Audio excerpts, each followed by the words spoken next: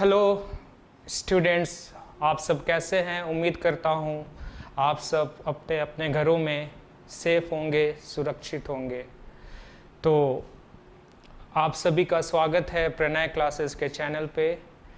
यहाँ हम करने वाले हैं क्लास 11 की मैथमेटिक्स के चैप्टर्स को, और जो चैप्टर अभी हम करेंगे वो है मैथमेटिकल इंडक्शन। तो चैप्टर शुरू करने से पहले इसके बारे में जान लेते हैं कि ये है क्या। तो इसमें मैथमेटिकल इंडक्शन में एक टर्म यूज हो रहा, वो टर्म है इंडक्शन। इंडक्शन का मतलब होता है पर्टिकुलर से शुरू होके जनरल तक ले जाके उसको उस पर बात करना। मतलब क्या है, इसको हम लोग ऐसे समझ सकते हैं कि क्लास 11 को ले लो आप, और उसमें आप मान लो कि 10 बच्चे हैं। क्लास 11 में टोटल 10 स्टूडेंट्स हैं, सपोज कर लो। तो हम ये बोलेंगे कि जो स्टूडेंट 1 है, he is good in studies। फिर हम बोले student 2 is also good in studies। ऐसे करते करते स्टूडेंट 1 भी पढ़ाई में अच्छा है, दूसरा स्टूडेंट भी पढ़ाई में अच्छा है, वैसे करते करते तीसरे के बारे में, देन फोर्थ के बारे में, फिफ्थ के बारे में, ऐसे करते करते हम बोले कि 10 के 10 जो स्टूडेंट्स है क्लास 11 में, सबके सब अच्छे हैं। तो हम क्या किए, हम पर्टिकुलर स्टूडेंट से शुरू किए और फिर क्या बोले कि क्लास के जो 10 स्टूडेंट्स हैं, सबके सब अच्छे हैं।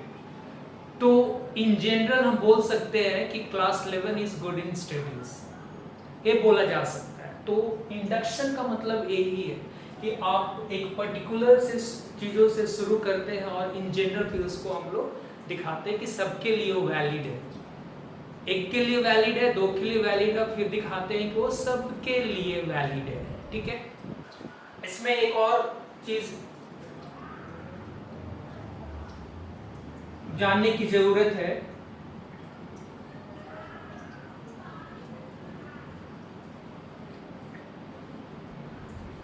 और यहां से मैथमेटिकल इंडक्शन को बहुत आराम से समझा जा सकता है।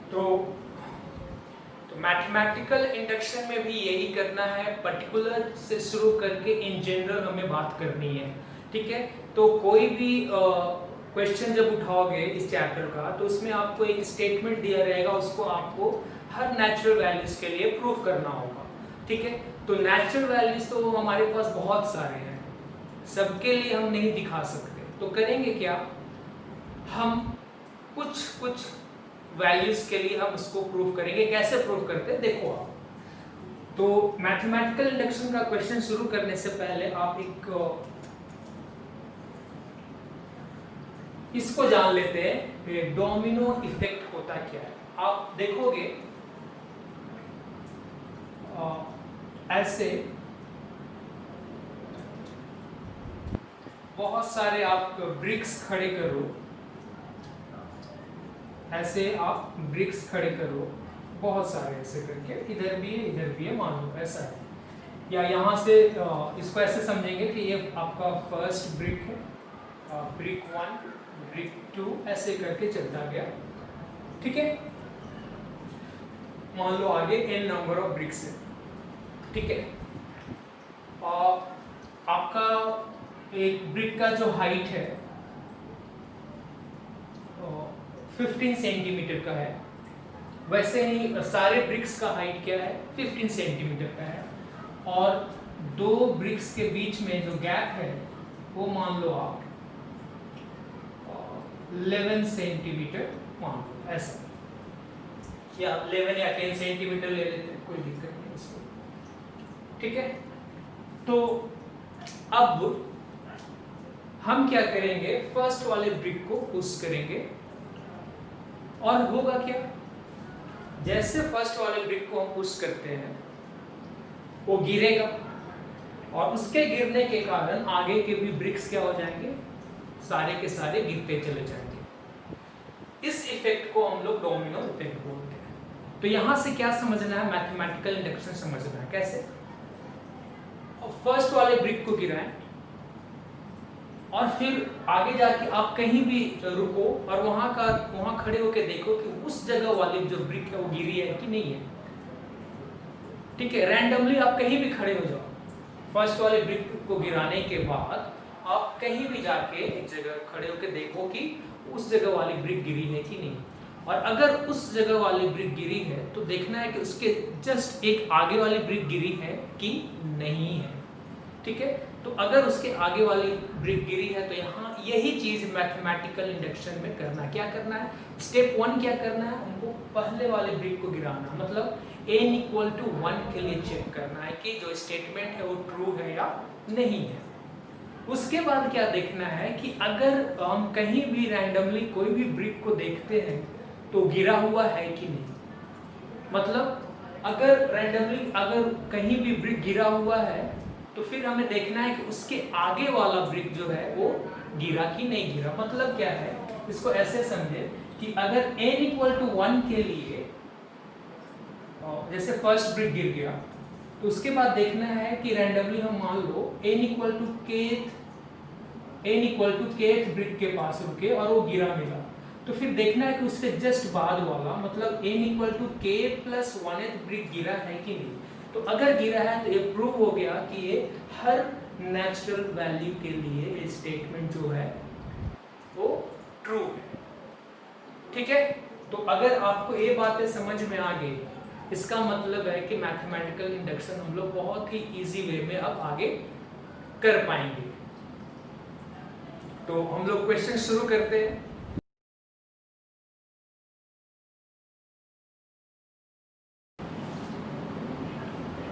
तो आप सब इंडक्शन का डेफिनेशन लिख लो। Induction is the process of reasoning from particular to general, जिस पे हम बात कर चुके। Mathematical induction is a method of mathematical proof which establish a mathematical statement for all natural numbers। अब इसका वर्किंग में क्या ध्यान देना है हमें कि the principle of math PMI यहाँ पे क्या है, the principle of mathematical induction for a statement P of n involving the natural number n such that, क्या दिखाना आपको कि that statement should be true for P of 1 के लिए वो स्टेटमेंट ट्रू होना चाहिए, सही होना चाहिए। और अगर हम मानते हैं कि वो P of k के लिए अगर सही है, P of k के लिए अगर सही है, मतलब कि अगर रैंडमली हम कहीं पे जाके देखें तो अगर वो ब्रिक गिरा हुआ है, P of 1 का मतलब क्या हो रहा है यहाँ पे कि पहला ब्रिक गिर गया। और क्या मान के चल रहे हैं कि रैंडमली हम बीच में कहीं भी जाके देखते हैं कि वहां वाला ब्रिक गिरा है कि नहीं, वहां का ब्रिक गिरा हुआ है कि नहीं, that is P of k। तो देखना है कि P of k अगर गिरा हुआ, मतलब अगर रैंडमली बीच का ब्रिक कहीं भी गिरा हुआ है, बीच से कहीं का भी ब्रिक अगर गिरा हुआ है तो देखना है कि उसके जस्ट बाद वाला ब्रिक गिरा है कि नहीं।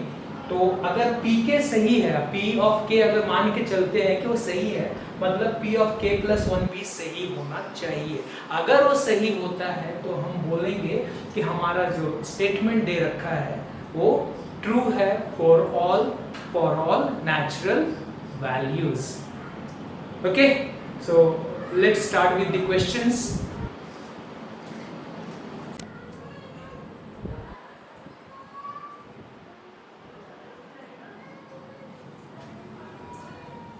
ओके, तो मैथमेटिकल इंडक्शन के क्वेश्चंस को हमने 5-6 टाइप्स में डिवाइड कर दिया है। तो सबसे पहले हम लोग पढ़ने वाले हैं टाइप 1। टाइप 1 में क्या है कि आपके पास ऐसा सीरीज दिया रहेगा जिसमें प्लस साइन यूज हुआ है। ठीक है, तो प्रूव करना है कि prove that this statement is true for all natural values. तो कैसे प्रूव करेंगे इसको? तो करना क्या है, जो आपका स्टेप 1 है वो क्या है, लिखेंगे late P of n be the statement, मतलब जो भी स्टेटमेंट दे रखा है उसको आप P of n मान लोगे, मतलब इसको हम ऐसे लिखेंगे। So P of n is, ये जो है उसको कॉपी कर देना है।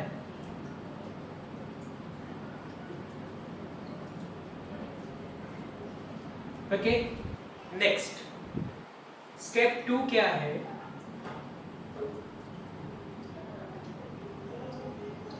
Put n equal to 1। तो n इक्वल टू 1 का मतलब यहाँ क्या हो रहा है,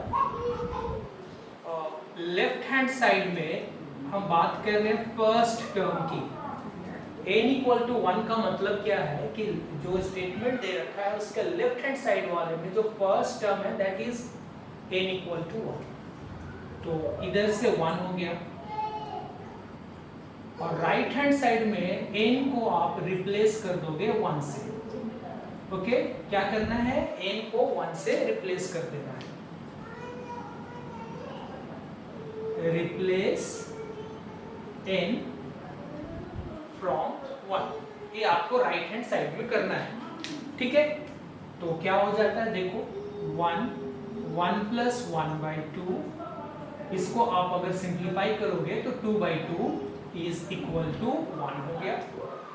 तो 1 इज इक्वल टू 1 आया, मतलब हम बोलेंगे, क्या बोलेंगे, P of 1, therefore P of 1 is true।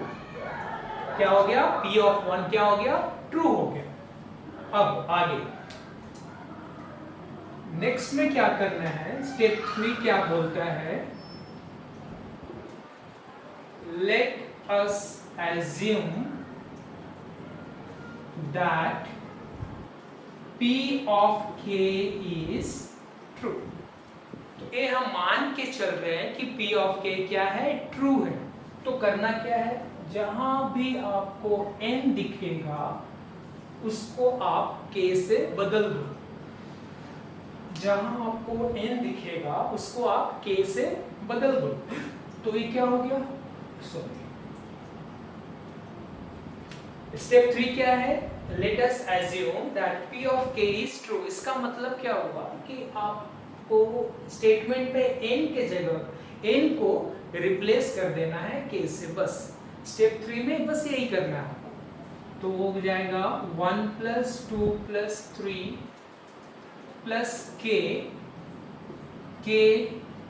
Plus 1/2, इसको हम 1 एज्यूम कर रहे हैं। ये एंटायर टर्म को हम 1 मान के चलते हैं। अब P of k अगर ट्रू है तो अब दिखाना होगा, क्या दिखाना होगा, स्टेप 3 में ही क्या दिखाना होगा, फॉर pk प्लस 1। इसके लिए देखेंगे कि स्टेटमेंट ट्रू है कि नहीं। तो इसमें करना क्या है,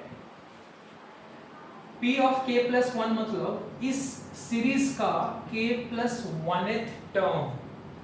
तो लेफ्ट हैंड साइड में 1 प्लस 2 प्लस 3 प्लस k, और यहाँ के बाद का टर्म तो क्या होगा, k प्लस 1th टर्म ही होगा। k के बाद का टर्म क्या होगा, k प्लस 1 ही होगा। और राइट हैंड साइड में आपको क्या करना है, k को रिप्लेस कर देना है k प्लस 1 से। मतलब 1 से लेकर k प्लस 1 टर्म तक का जो सम होगा वो क्या होगा, वो इधर मिलेगा k को k प्लस 1 से रिप्लेस करने से। तो k की जगह आप क्या लिख दोगे, k प्लस 1। यहाँ भी k की जगह पे k प्लस 1 और साथ में प्लस 1 लगा हुआ है, डिवाइडेड बाई 2। तो अब हमें दिखाना क्या है कि this and this are equal, LHS and RHS are equal. तो क्या करेंगे, देखो आप ध्यान से देखो, यहाँ पे अगर आप देखोगे तो 1 से k तक, 1 से लेकर k तक के लिए यूजिंग 1 हम क्या लिख सकते हैं, k प्लस 1/2, क्योंकि इसका वैल्यू तो k प्लस 1/2 ही है ना। तो यहाँ पे हम लिखेंगे यूजिंग 1 k प्लस 1/2, और साथ में इसके साथ क्या है, k प्लस 1 है। तो आप देखो k प्लस 1 यहाँ से हम कॉमन ले सकते, तो k प्लस 1 जब कॉमन ले लिए तो क्या टर्म बच गया, लेफ्ट आउट पार्ट क्या है, k/2 प्लस 1। तो आप अगर इसको सिंप्लीफाई करोगे तो k प्लस 1 यहाँ एलसीएम लेने से k plus 2 divided by 2 which is equal to, यहाँ भी वही था देखो, k plus 1 into k plus 2/2 which is equal to RHS। तो हम लास्ट में क्या लिखेंगे, hence by PMOI, that is hence by principle of mathematical induction, statement is true for all natural value.